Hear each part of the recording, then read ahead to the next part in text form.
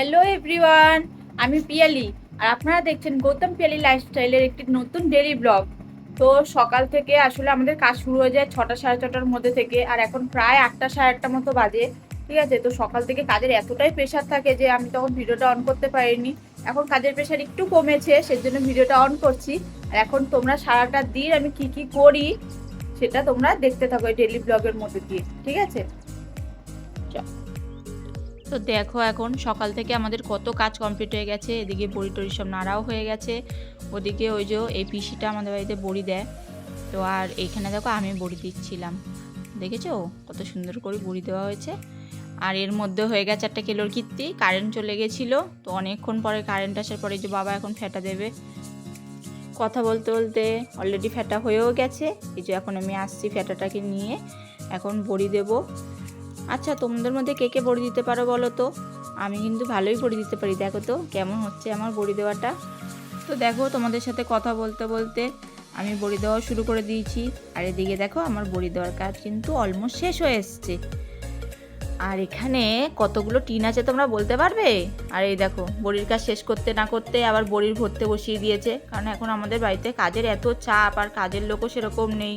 আর আমি দেখো সিলিং করছি, মা বড়ি ভরছে। এই বড়িগুলো এখন সব মার্কেটে যাবে। মার্কেটের বড়ির কাজ শেষ না করতে করতে আবার চলে এসেছি শাক বাছতে, কারণ রান্না তো করতেই হবে। রান্না না করলে খাবো কি বলো? তখন তো আমাকে বাড়ি থেকে বের করে দেবে। এদিকে দেখো বড়ি কাজ বাজ সেরে দিয়ে চলে এসেছিলাম বড়ি ঢালতে। এদিকে আমার পেছন পেছন আর এক মহারানী চলে এসছে। দেখেছো টিনে কি জোরে জোরে টাক মারছে। এদিকে দেখো বড়ি নাড়ছি, উনি আমার সাথে সাথে বড়ি নাড়বে।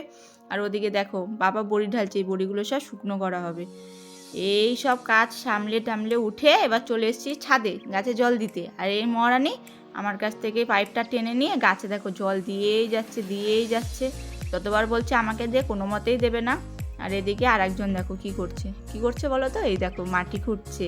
এখন আমরা এর মধ্যে গাছ বসাবো। এটা কি গাছের দানা তোমরা বলতে পারবে?